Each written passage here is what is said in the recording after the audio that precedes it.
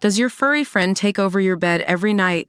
It's time to reclaim your space while giving them the comfort they deserve with the coldest, cozy dog bed. Don't wait. Check out the link in the video description to buy now on Amazon. Armie Hammer clarified ex-Paige Lorenze's claims that he branded his initials into her lower hip. "I wouldn't say brand." No, Hammer, 37, said during an interview with Piers Morgan set to air on Friday, July 19th. According to an excerpt obtained by Page 6. "There was a scenario that we talked about beforehand. I would basically take a little, tiny point and just kind of trace the letter A, just like the tip of a small knife." Hammer noted that there wasn't even blood in the situation. "It was more like a scrape," he added. "It's along the lines of couples getting their own initials tattooed on each other." The excerpt from Piers Morgan Uncensored had Morgan, 59, pushing back on Hammer's claims. The host said that using a knife on someone is a bit different to a tattoo, to which Hammer replied, "It was less permanent. I guarantee it was such a small thing. I think to some it probably sounds really strange.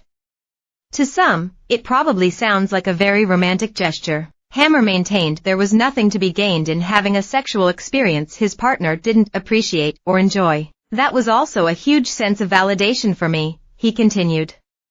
"Making this person that I'm with feel good, making this person that I'm with, I don't know if I can say this, climax.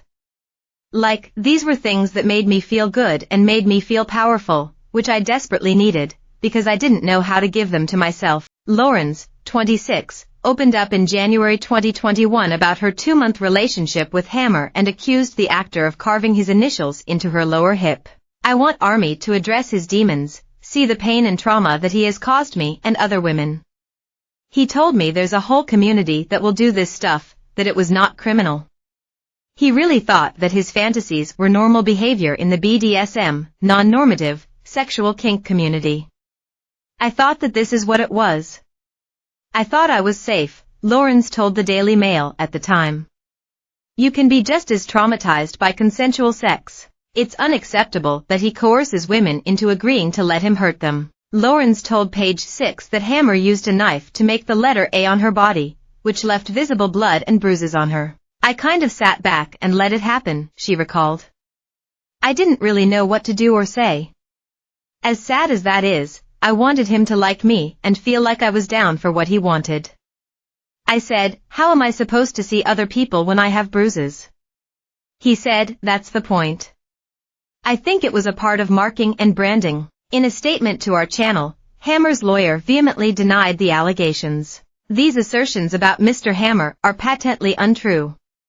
Any interactions with this person, or any partner of his, were completely consensual in that they were fully discussed, agreed upon, and mutually participatory," Hammer's attorney said. "The stories being perpetuated in the media are a misguided attempt to present a one-sided narrative with the goal of tarnishing Mr. Hammer's reputation, and communications from the individuals involved prove that." Lorenze was one of several women who accused Hammer of sending graphic text messages about his sexual fantasies, including rape, mutilation, and cannibalism. He was also accused of sexual assault, which Hammer's attorneys denied at the time.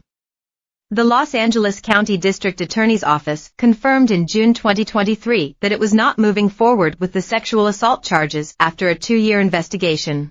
Earlier this month, Hammer offered an update on how the scandal affected his career. "I'm happier than I've ever been in my entire life," Hammer revealed on the July 14th episode of Bill Maher's Club Random podcast. "The good place only comes from walking through hell." Hammer said therapy and rehab helped him kick an addiction to drugs, alcohol and sex. "Therapy for me has been a life changer. I needed an adjustment," he added. "Here's what I think would have happened had none of this gone on. The cataclysmic tectonic shift in my life wouldn't have happened. My life would have kept going exactly as it was, and I know that would ultimately only lead in one place, and that's death."